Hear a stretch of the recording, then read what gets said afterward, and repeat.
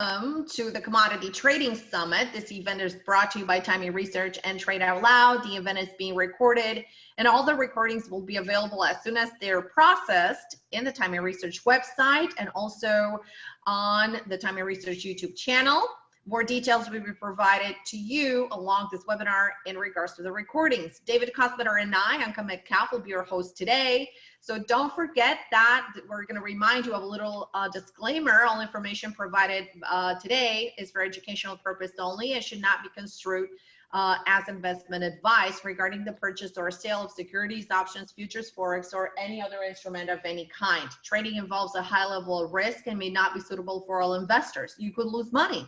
So before deciding to trade, you should carefully consider your objectives, your level of experience, and risk appetite. Individual performance depends upon each person's skills, time commitment, and effort. Results may not be typical, and individual results will vary. You must do your own research and make your own trading decisions. So with us today, we have a fantastic lineup of pro commodity traders that are happy to share their strategy, tips, tricks, and more with you. So with us today, we have Rich, and we're very happy to have you here. You have the mic.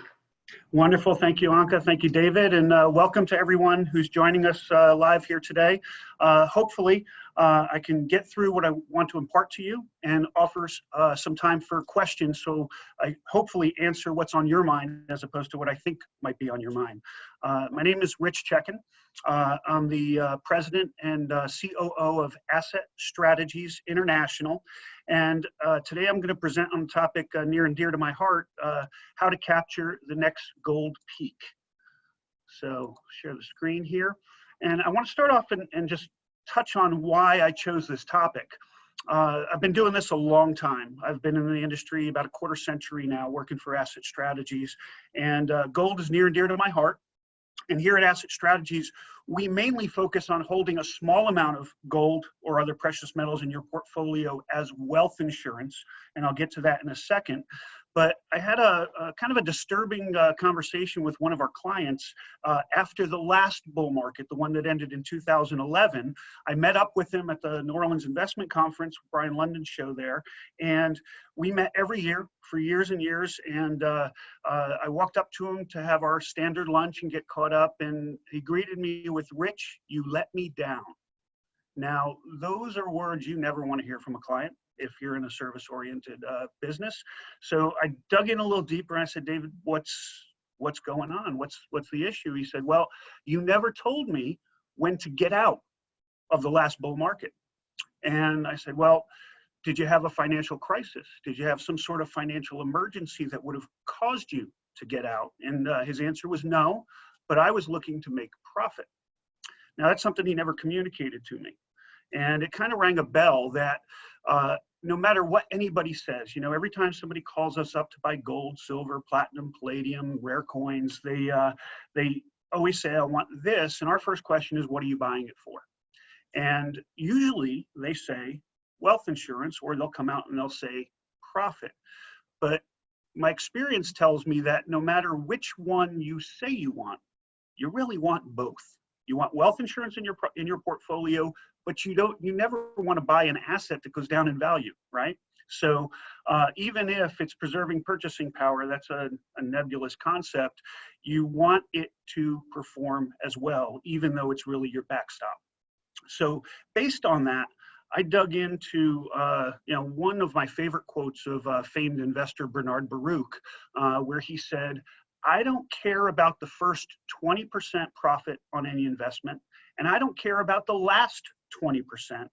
All I care about and all I want is my 60% in the middle," right? And those are some sage words, because basically what he's saying is he doesn't jump in on a flyer into an investment. He does his research, he looks at the fundamentals, but he also waits for the trend to develop. It's about 20%. Once it does, then he gets invested. And he doesn't stick around to the bitter end hoping to catch a top.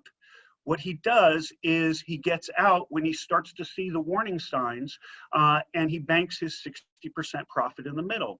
So that's kind of the basis of this presentation. But let me start off by telling you who I am and who I work for. and give you a little background about who we are. So again, my name's Rich Checkan. I'm a '87 graduate of the United States Military Academy at West Point. Shout out to the Army football team. 2 consecutive weeks they beat Navy and then Air Force and won their 3rd Commander-in-Chief's trophy in 4 years. So congratulations to them. But I served in the Army for about 6.5 years in Georgia, on the DMZ in Korea during Gulf War, in Hawaii with the 25th Infantry Division. I left the service in '93 as a captain and started my private career. Worked for multinational communications and direct sales companies. And in February of '96, I joined Asset Strategies. It's a firm that was started by my uncle, Michael Checkan, and his partner, the dearly departed Glenn O'Kirsch, back in 1982. And I joined them in '96, and I've been with them ever since. We're a precious metals, rare coin dealer. So we deal with gold, silver, platinum, and palladium bullion coins and bars. We also deal with rare US gold and silver coins and world and ancient precious metal coins. We're known over the years for our innovation. Some things like precious metals IRAs, whether they be direct ownership domestically, held offshore, certificate programs. We designed the Perth Mint certificate program for the government of Western Australia 25 years ago, shortly after I joined the firm. We were early on, Glenn actually was early on instrumental in making platinum and palladium available to investors in 1 ounce, 5 ounce, 10 ounce bars and coins, something that didn't exist. It was really an industrial metal. He lobbied to get that done because he knew there was a market for it. We also innovated in terms of pre-1965 US silver coinage in the US, which is 90% silver, offering that in $100 face value bags. So we've been around a while. We're fairly influential. We know everybody in this market. But the one thing that sets us apart is customer service. And the one point I want to highlight is when you call us up and you say, I want to buy gold, we don't say how many. We ask, why are you buying it in the first place? Because that's important to get it in the right form, held the right way, in the right place, so you can accomplish the goals you set for yourself. The other thing that's really neat about Asset Strategies is our sales reps do not get paid a commission. To me, that's important for the culture and the ethics of the company. We want them to be focused solely on your goals and objectives, not ours, right? So if I hang carrots in front of their faces, they're going to put you into something with a high premium, whether or not you want it, because they want to make more money. So I don't pay them a commission. If they do their job and take care of you, then I take care of them. Want to roll back to shortly after the last financial crisis. At that time, I think we called it the Great Financial Crisis.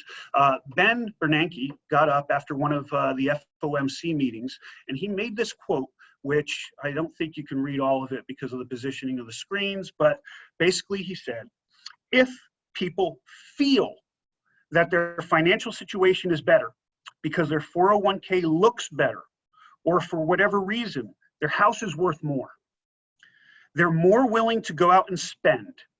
That's going to provide the demand that firms need in order to be willing to hire and invest. And this is an important quote because this is the game plan. Make no mistake. It is not about a strong economy. It's about a strong consumer economy, which is based on feelings of stability, certainty, etc. So their goal all along was not necessarily to have your home be worth more or your stock portfolio to be worth more, but to be worth more in dollars. So when you look at it, you say, I'm doing pretty well. I'm confident and I can go out and spend. Then companies with that consumer demand can go out and hire and invest. This was the game plan to get out of the crisis. And I think it's been working to perfection. If we look back at the last monetary expansion, so that's from the response to 2008, 2009, the one thing I hear oftentimes from investors is, where's the inflation? They expanded the money supply, right? And if they do so, then the dollar should be worth less, and therefore consumer prices should rise. The problem is, last time around, 2008, 2009, they didn't put money in the hands of consumers, the people who spend. They put it in the hands of the banks and brokerage firms. So although people will say they don't see consumer price inflation, I will tell you, based on that last quote I just read to you from Ben Bernanke, that they accomplished their mission. The inflation is in home prices. The inflation is in the stock market with their inflated share values. That's where we're seeing the inflation from the last time around, because that's where the money went to, okay? This time around, they did things a little bit differently. So we have this COVID-19 pandemic we're struggling through for the full year. And more importantly, as an investor, the impact of the government shutdowns worldwide and what they did to economies. So in order to, basically what they did, they shut everything down and everybody was in a bad position. So they decided to print money and put it in the hands of the consumers in the form of stimulus checks.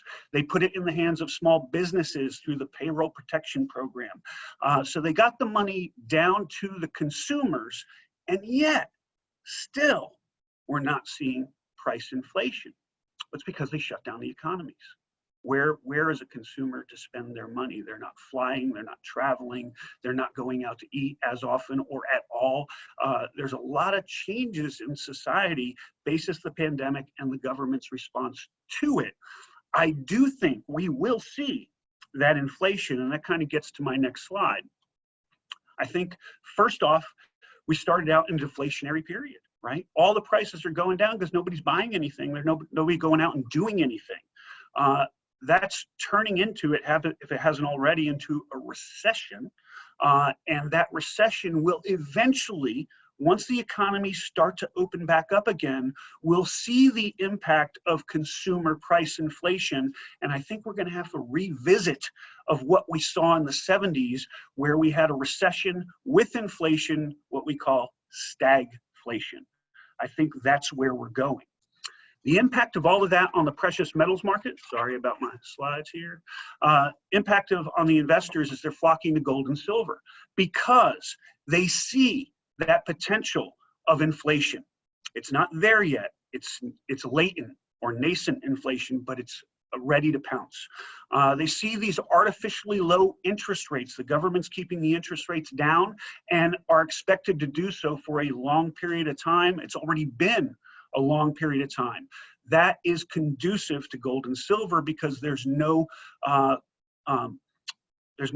cost or opportunity cost to owning precious metals when your term deposits are paying virtually nothing or yielding negative real returns. We've got a US dollar decline that is going leaps and bounds, basically. Last year, 2019, the dollar index, the USD, fell 7%. It did it again in 2020. We're down about 14% from the peaks, up around 103, 104 on the index. And I believe as of this morning, we're just over 90, but we were below 90 last week. Anything below 95 is bear territory for the dollar. And for metals people, that is positive because when folks lose faith in the dollar, they look to safe havens like gold and silver to protect their portfolios. And that's all happening because of the uncertainty and the market volatility that comes with uncertainty. Investors like to know, if I do this, then this is most likely going to happen. And that's a place that investors really haven't been in for a good period of time. We're seeing a lot of civil unrest as the gap between the haves and the have-nots widen. Remember, the price inflation we're seeing is in the stock market. I think only about 50% of the population is invested in the stock market, and you are seeing a chasm grow between those that have and those that have not, because those with stocks are benefiting from that price inflation. Those without it don't benefit. And again, as a result, we see the safe haven flows. You can see this play out on the chart. This is the gold 5-year chart. It's very basic. The couple things I want to point to are, one, a lot of people this past year said, well, COVID created this uptick in gold and silver and precious metals? I could tell you it did not. What created the uptick was it was time for a bull market. If you go back, I'll touch the gold silver ratio chart here in a second, but if you go back to December of 2015, that's where we registered the lows for both gold and silver following the last bull market in precious metals that went from 2001 to 2011. At that point, silver was trading about $13.83 an ounce. Gold got down to its low of $1,050 per ounce. That was the bottom. That's probably legitimately the start of the bull market. That's when gold started creeping up.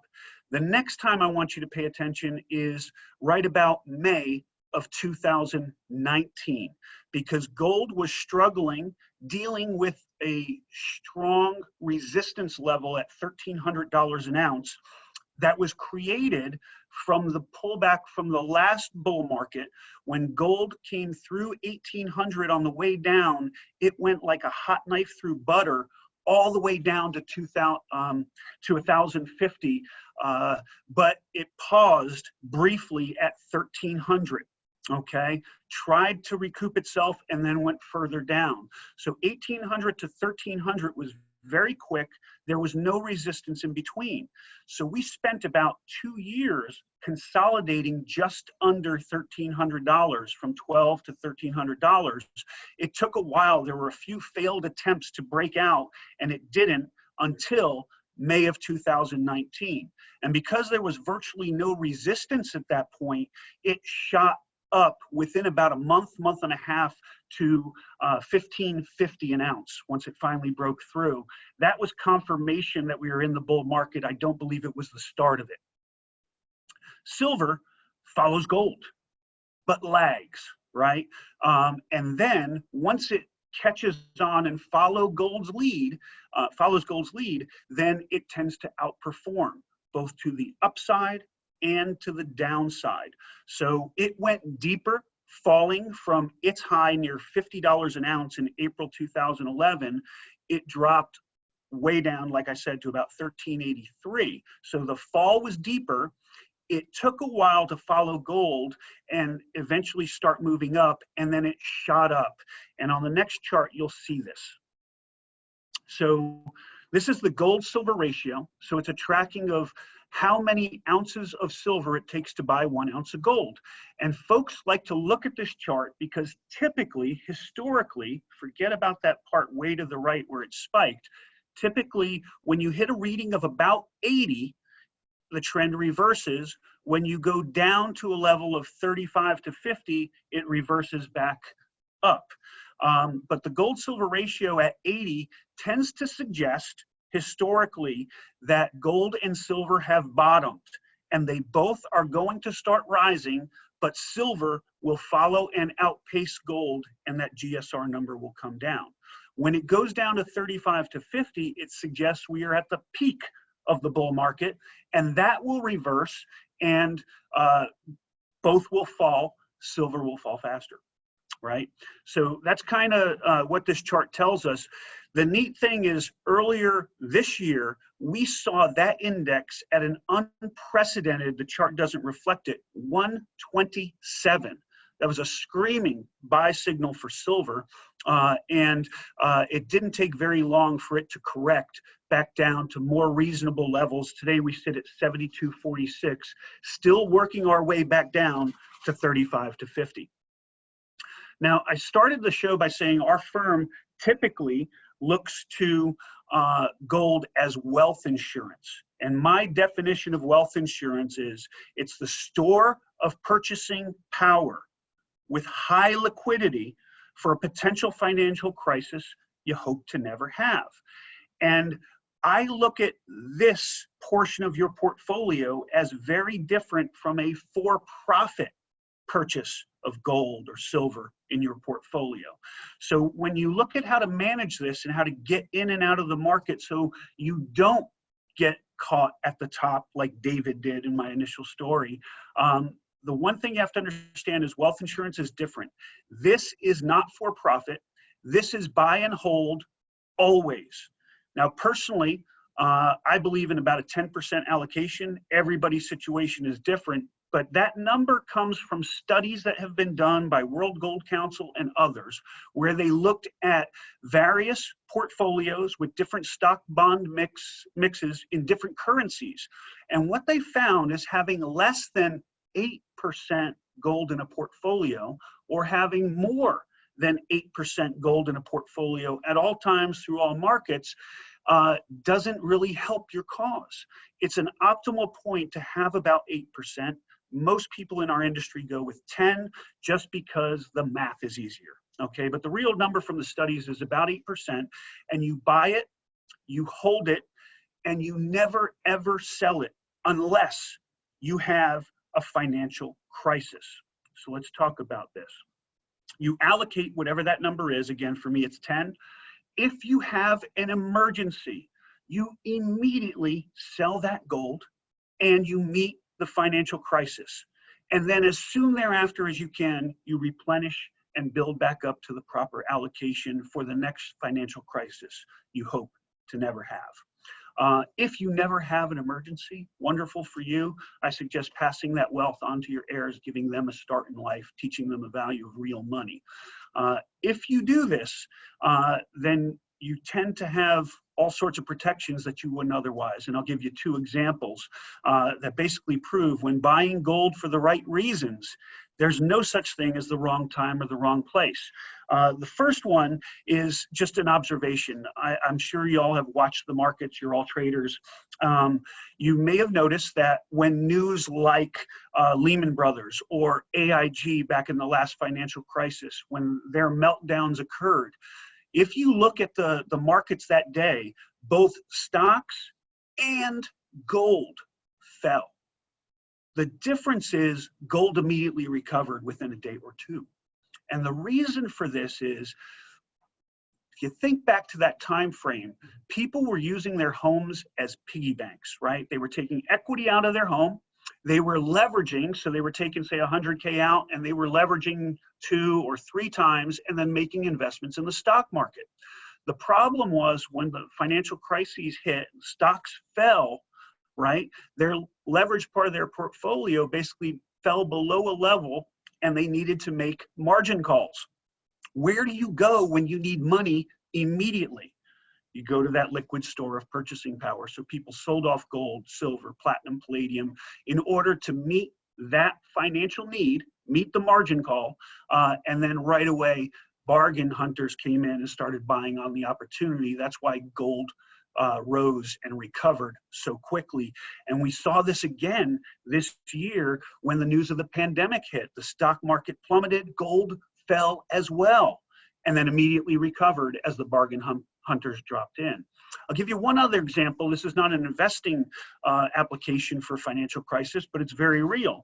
I have one client who had convinced his mother to go in with him and buy Perth Mint silver certificates way back when, 96, 97, when we started offering the program. Now, she was reluctant. She did not understand this. She did not believe in it, but she trusted in her son, and they both invested in silver early on, back in 2000, 2001, too. As the market started moving up, everything was wonderful. She was a believer. They never touched the metal because they never had a reason to. And then my client was involved in a serious car wreck, and he totaled $1 million or $2 million worth of medical expenses as a result of it, because he had some heart problems as a result. And the insurance company came in and said, I'm sorry, we're denying all claims because that was a pre-existing condition. Mom started selling off the silver to pay the medical bills. And I promise you, as we sit here today, she is a firm believer in wealth insurance and having that available in a portfolio for something that back then she just didn't envision. So that's the role of gold as wealth insurance. You sell it if you need to, but if you don't need to, maintain that allocation, never sell unless you have that need. So that's a little bit different than profit or for-profit purchases. And I tend to look in the metals conference, or in the metals arena, I look for silver, for the profit motive, for what I mentioned earlier about the gold-silver ratio. So silver follows gold. Gold is your leader. When it establishes the trend down, silver starts to follow, okay? And then it outpaces to the downside. When silver turns, or gold turns the corner, starts moving up, then silver will follow after lagging a bit, and then it tends to outpace to the upside. All right, so what you have is a much wider pendulum swing for silver than you would for gold. So a lot of folks look to silver for that profit potential, buying well low and riding that pendulum swing all the way to the top in a bull market. And you kind of pay attention to the gold-silver ratio when you do that, and that's where you maximize your profits for silver. And I'll tell you how I manage that in a second. Just to give you an idea of the impact of how much metals can move in a market. I hear it all the time. Well, gold, it's a barbarous relic. It doesn't generate any interest, any dividends. I actually was at an AAII conference, and a guy came up to me. He said, "No, you're the gold guy. I'm not interested because I really love my dividends." I said, "Well, that's great.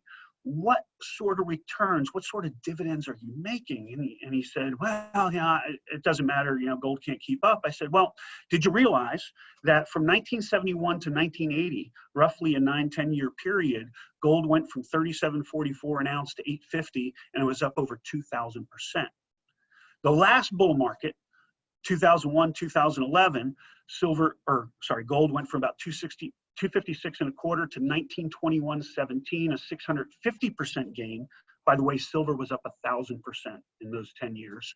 And then in today's bull market, so far, we're just getting going. Gold's up about 80%. But I asked him, I said, "Are you making roughly 65 to 100% profit per annum on your dividend stocks?" And in some cases you may be, in other cases you may not. I think there's a reason to consider gold and silver for profit as well. And this is how I deal with that. First off, as you know, as seasoned investors, emotion has nothing to do with our decisions. It shouldn't anyway. If we lose money, I think the first thing you can point to typically is emotion. That's where more money probably is lost than anywhere else. You need to go ahead and, if you want to use silver and or gold for profit, you set your allocation. Now, I mentioned I like the wealth insurance at 8 or 10%, whatever suits you, but I look at a different pot of money. I look at investable assets. I like another 10 to 15% of investable assets in precious metals at the beginning of a bull market for profit as well. And this is where David needed to pay attention back then. So you allocate whatever that is for you. So even at my most bullish, I've got 25% in precious metals, no more. Okay, but let's say I put that other 10 to 15% in, I watch it and I allocate or I rebalance as necessary. So if I see a spike and now the gold that I had at 10% for profit is at 20% of my investable assets, I need to sell half without hesitation, without emotion. Okay, if it falls and I have a 10% allocation and now all of a sudden I'm holding 5% investable in gold, I need to buy more, because by doing so, I buy well, right? I take advantage of those dips in the marketplace, and I also sell at the peaks, the short-term peaks in the marketplace. So by putting those two together, rebalancing and making my purchases or sales, I'm banking profits all the time. I'm maximizing my exposure in the marketplace. And quite honestly, the top simply doesn't matter. Okay, if I've taken profit all along the way, who the heck cares where the top is? I don't have to catch it. I've already compensated myself. The only thing that's tricky about this scenario is, when is it a top and that's falling, or is it another bull market dip? And that's where you have to kind of pay attention to a bunch of different criteria. Any one of these things does not signify the end of the bull market, but you start putting 2, 3, 4 of them together and you have to think, okay, maybe it's time to start looking for the exits. This is not a dip anymore. this is a signal for the top. So the first thing is duration. If you remember from the chart or the slide a couple slides ago, most bull markets in precious metals tend to be about 10 years long. So depending on whether you call the start of the bull market December 2015, or if you think it's when the breakout occurred in 2019, we've got somewhere between 3 to 8 more years left in this bull market.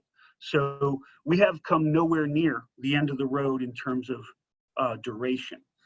You want to look at the gold price. It's been a pretty good indicator. Now, we can't go too far back to look at this because prior to 71, gold had an official price and was convertible to dollars. And we really can't look until after Nixon closed the gold window for convertibility to see a free market, free floating gold price. But from then on, if you look at the previous bull market, the next bull market high is typically 2 to 3 times whatever the previous high was. So last time around, we were looking at 1921. So you want to start looking for the exits somewhere around $3,800, $3,000 to $4,000 an ounce, okay? The gold-silver ratio I mentioned earlier, so we signaled the bottom for both metals at 80 and above this time around. But what we're looking for now is somewhere between 35 and 50 to indicate that gold and silver are near their peaks. When that happens, start looking for the exits.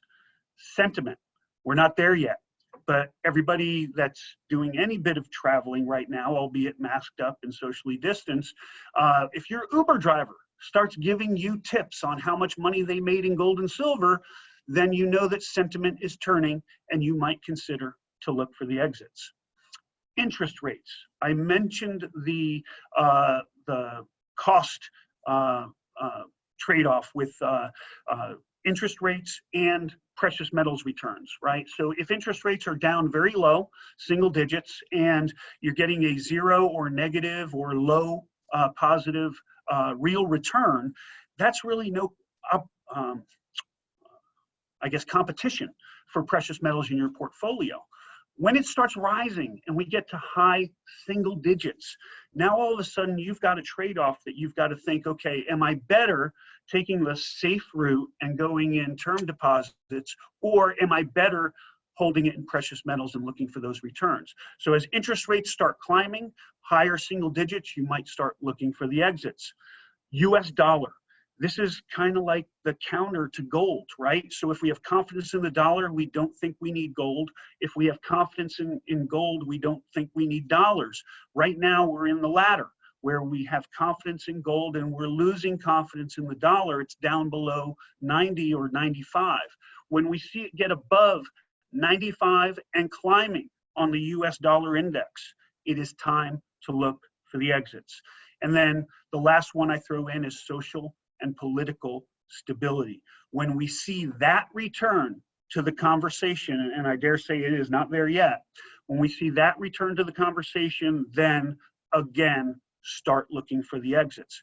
Now again, any one of these is not enough to say, I'm done, there's no more profit here, this is the top. You start putting 3, 4 of them together, and again, time to look for the exits. So that being said, I have a few suggestions for you. Give us a call, send us an email. The next slide is going to have our contact information, and discuss your goals with us. Again, we're going to ask you, why are you buying this? And we'll put you in the best form of the metal to meet your needs. So we'll help you establish your plan so you can buy the dips, you can take profits all along the way, you can forget about the top because it becomes irrelevant, okay? And we'll try to focus you on the warning signs to watch for, that this bull market may very well be coming to an end. In order to help you do that, we have a few tools and incentives. First off, we've published our newsletter monthly, information line, for 38 years of our existence. It's a free newsletter. Most people will tell you it is worth every penny. We touch on our world, commodities, we talk about macro issues, and we bring in some guests to talk about other areas like Bitcoin and things like this that might be coming into the conversation. We also have a twice weekly alert service, which comes now with a new video update once weekly on Wednesdays. Again, a free service. It's our way of letting you know what we see in the marketplace, and we also take your questions and comments, and we work them into that update weekly, so you're getting your questions answered. It's a two-way conversation. If you want a more direct two-way conversation, I am always available for a free consultation. Just need to give us a call, say I heard about Rich on Trader Synergy and I want to go ahead and talk a little bit about my situation. I'm happy to do that. That's what we're here for, and hopefully we can come to some plan, again, that you can then act to take advantage of the market that we're in. And in order to incentivize you to do that with every qualifying purchase, we're going to give away to Trader Synergy folks. You got to mention you came from Trader Synergy. We're going to give away a free Silver Eagle with every qualifying purchase.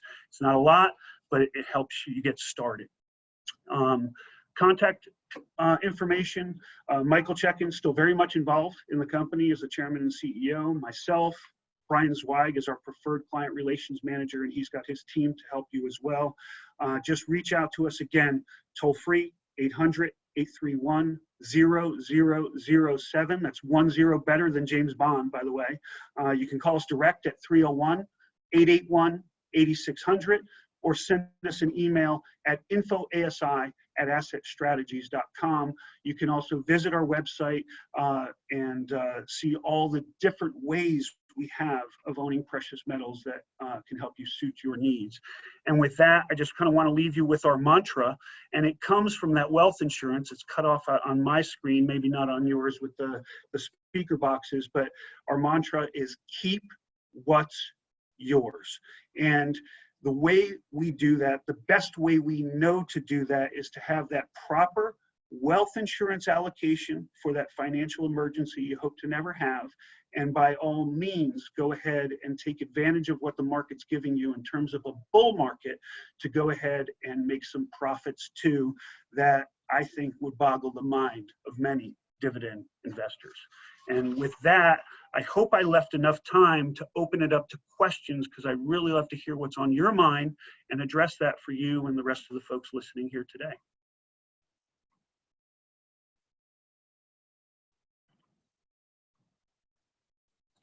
Okay.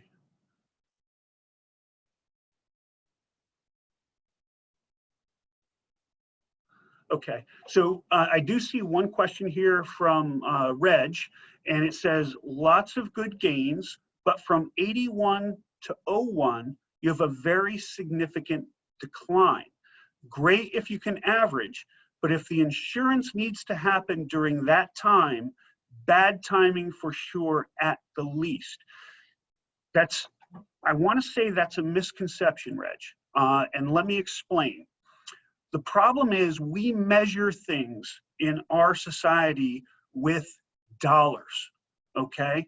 Now, I'm just going to get very basic, but I think it's an important point. Let's say I took a 12-inch ruler and I measured the length of my desk, okay? I would come up with a certain number, 4 feet, 5 feet long, whatever the case might be. If the next day I went back, I chopped an inch off my ruler, now it's an 11-inch ruler, and I measured my desk again, my desk is going to look like it grew, but it didn't. My measuring device, my standard of length, decreased, okay? When you look at measuring things in dollars, right, it'd be great if the dollar preserved purchasing power. It does not.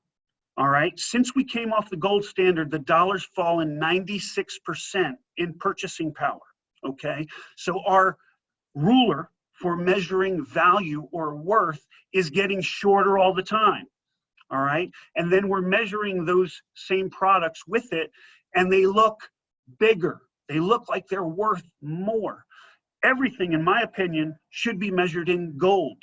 Gold is a standard measure of worth. Now, you all have heard this scenario, I'm sure, where back in Roman times, an ounce of gold bought you a brand new toga, the business suit of the day.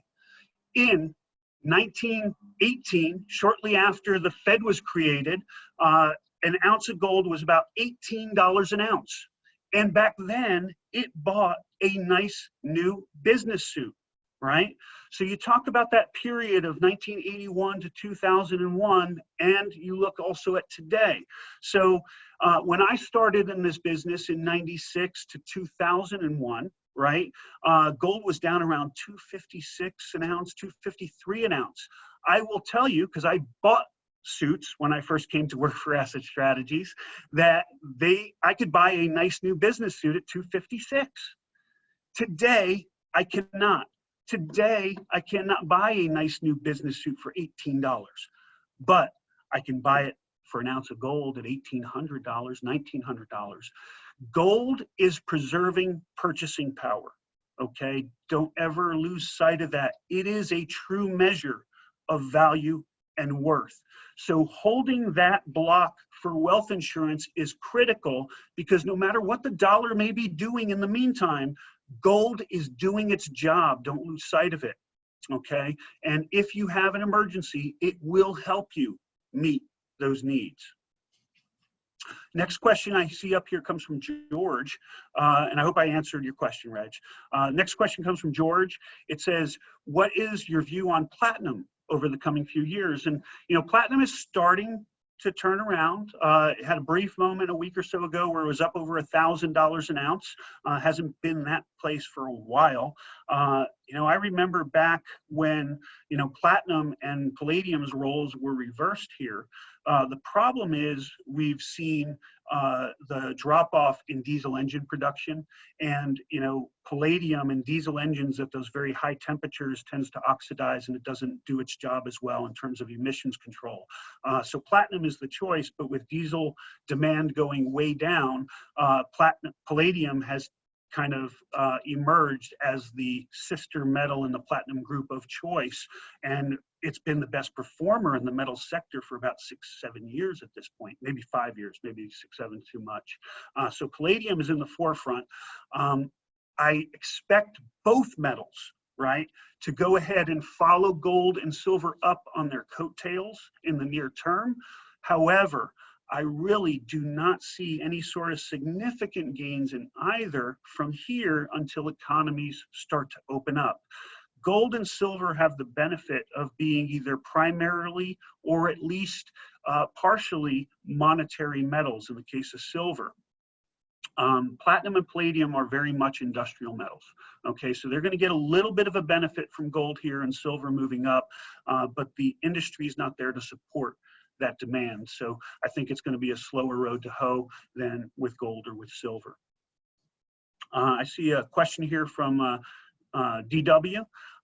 He said, would there ever be an advantage to buying a gold or silver futures contract and taking delivery? I'm not a futures and options guy. I will tell you that if you know how to do it, one of the best ways, most cost-effective ways to own gold and silver is actually to buy a futures contract and stand for delivery.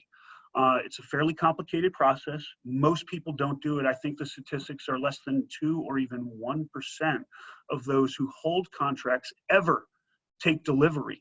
Okay, and that's that paper market in precious metals that you hear all about. But a lot of folks feel there's a lot more contracts out than there is metal to back it up, and it's because so few actually take delivery. But if you do stand for delivery, it's a very cost-effective way of owning precious metals, but you also have to deal in exchange sized bars. So I'm pretty sure the minimum there for silver is 1,000-ounce bars, about 75 pounds. Great traction in the snow in your trunk, but hard to move around otherwise. So yes, there is a reason to do that.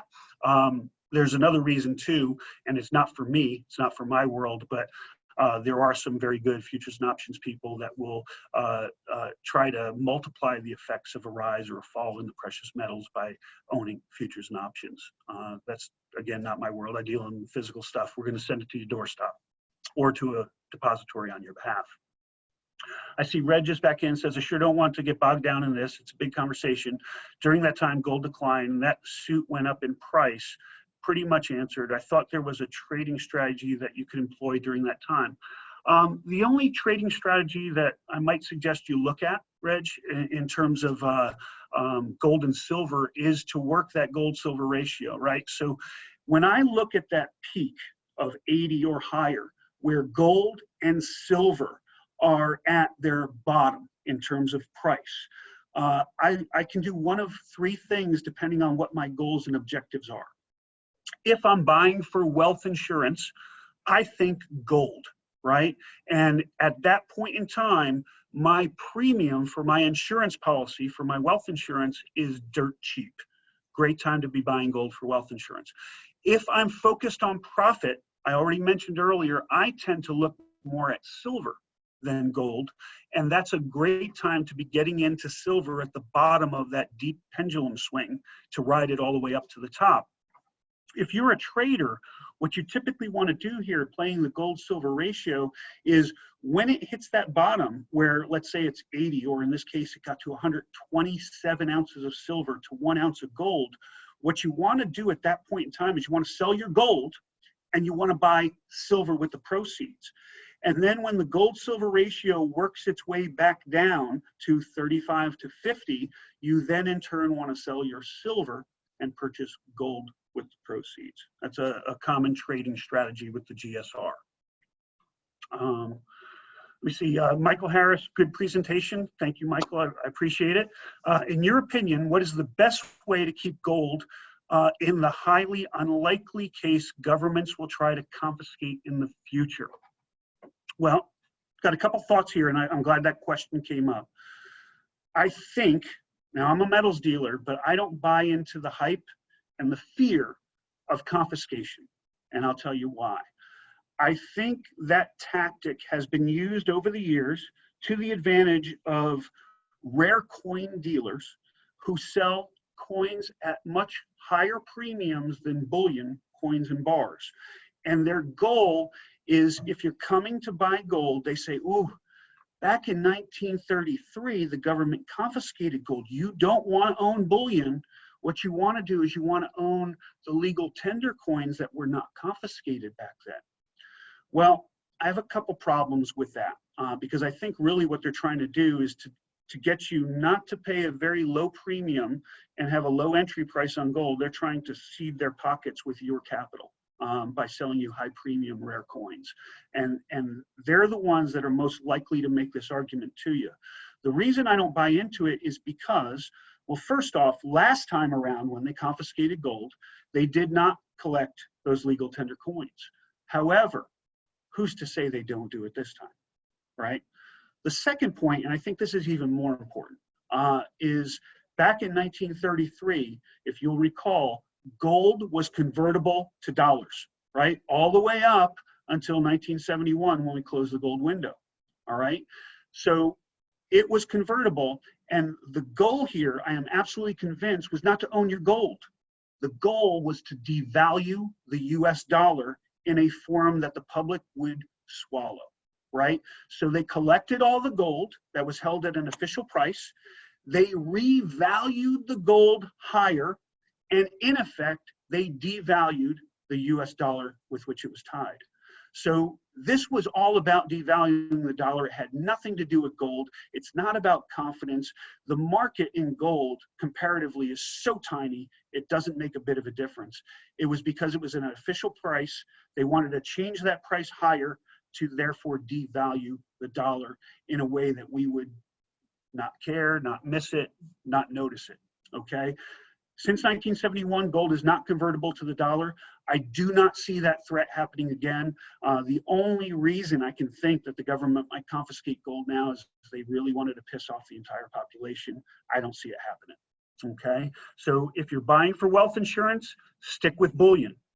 If you're buying a small percentage of your investable assets in rare coins for the potential of appreciation in the collector's market, that's the reason to own rare coins. We sell plenty of them for that reason, but you need to buy it for the right one, okay?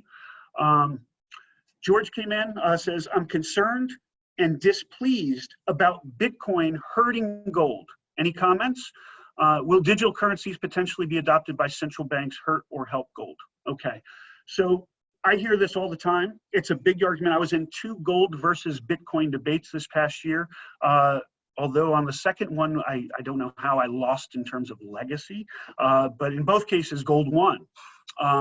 And here are my thoughts on Bitcoin. I think that no matter what the Bitcoiners, the purists believe, anything can be assailed. Okay, so they say that it's pseudonymous, or if I said that proper, and you can't find out the true owners, but they can, because the blockchain is a store of all the information of everywhere that's been. Okay, so what they need is they need somebody to cave and say, okay, here's who bought what and did what at what time. And that is possible because it's already happened, whether it be on the exchanges. I think BitMEX was just recently assailed for not having anti-money laundering policies in place. So, you know, the bottom line is it is assailable. I think the only reason the governments haven't assailed Bitcoin yet is because it's like a gnat on their windshield, right? It's just not that much to be concerned about, so they're not concerned about it.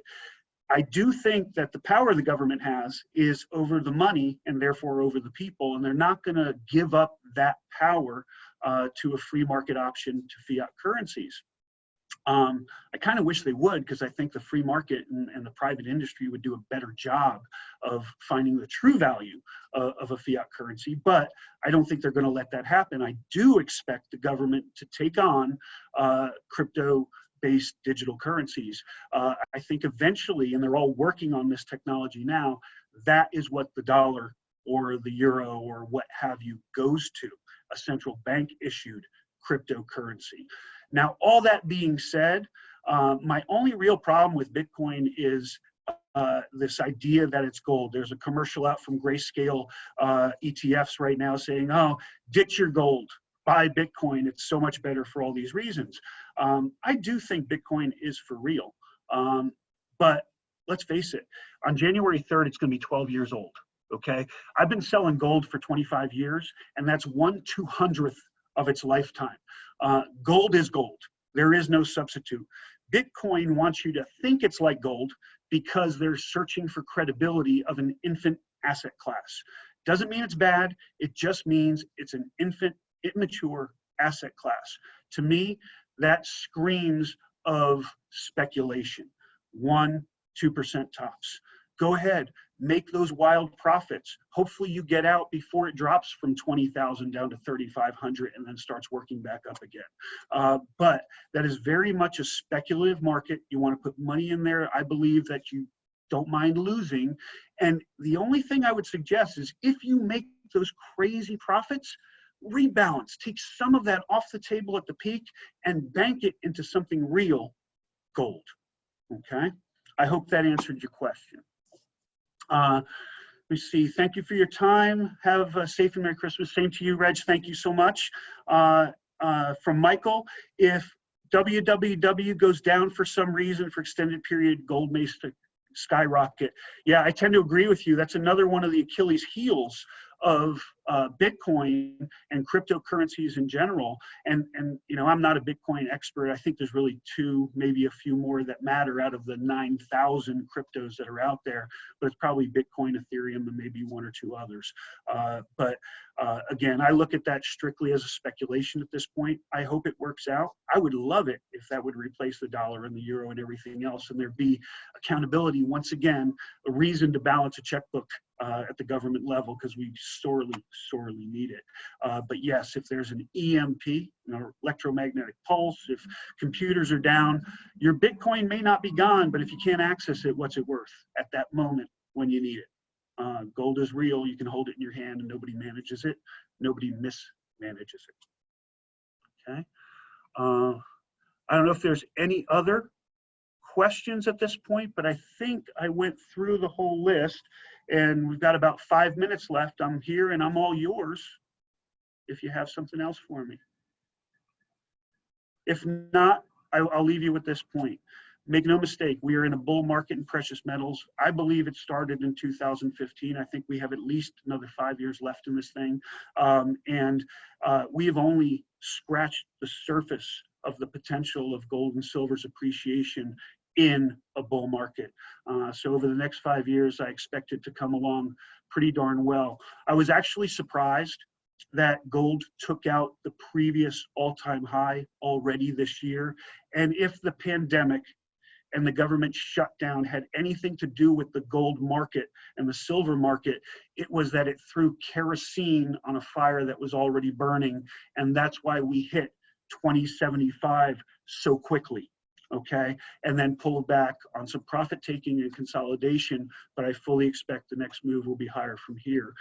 So we're in the midst of a bull market. I really think the first thing you do is you own precious metals for wealth insurance and protect that purchasing power going forward for that emergency you'd hope you never have. But by all means, you can buy well and sell well here all along the way to where you don't care about where the profit is. One more question came up. What do you think about 3 9s fine 10-gram bars? You know, a lot of people have preferences, and it really comes down to that, about what form of the metal you own it in. I've heard a lot of people say buy government minted coins, you know, the eagle, the buffalo, the maple leaf, the Philharmonic, the kangaroo, the Krugerrand, over a bar because they're more liquid. I've been selling precious metals for 25 years now. I have yet to find someone who would not buy a bar or a coin. Okay, so for me, it comes down to preference. And at the time of purchase, I try to manage spreads, right? So I look at that time at if I bought right now and I sold right now, how much am I paying? How much am I getting paid? And I look at that difference for a bar, for a coin, etc. And if I don't have any other particular preference or reason to buy a specific form of the metal, I go wherever the premium is the lowest. Okay, just trying to set myself for success up in the future. The only other thing I would say is, and this is just a word of advice for anybody that wants it, reach out to me via email. We'll go ahead and send you a digital copy of our 10 biggest mistakes that investors make. And we talk in there about ETFs, a conversation that didn't come up, and I don't think we'll have time today. We talk about mining stocks, the differences between that and owning precious metals. But one of the biggest points there is this. If you are looking to buy gold, silver, platinum, palladium, rare coins, I would strongly suggest that before you buy, you ask the dealer this question. When I'm ready, will you buy back? And if the answer is no, whatever the cockamamie reason they give you, like you could do better at auction or this, that, the other, understand that either one of two things exist. Either they don't value it, which is why they won't buy it back. And if that's the case, they should just give it to you, not sell it to you. Or what they're really concerned about, and I believe this is the answer, is if they bought it back, they would expose their exceedingly large spreads transparently to you, and you're not going to like them very much. Okay, so the bottom line is, you know, if they say they don't buy back, do not buy from them. Thank you, Michael. Happy holidays to you as well. And if I have time, I have one last question I wanted to cover. You cannot go to the grocery store, buy food with ETF in case of emergency. That's a great point. You can go to a grocery store if the situation develops and buy it with junk silver or an ounce of gold. I've seen back in the 70s, remember when we were having trouble with the inflation and the metals prices rising, I saw grocery store gas stations with signs out front saying you can pay in junk silver. They would weigh it or count it right there in the parking lot, basis the current silver of or the current value of silver, and they would give you a store credit to buy gas and groceries at their store. You can use precious metals, and today you can still buy a gallon of gas here in Maryland for 25 cents, as long as it's a pre-1965 90% U.S. quarter. And thank you all. Appreciate it, Danny. I enjoyed spending the time with you. I hope to talk with you again in the future, but I think our time is up.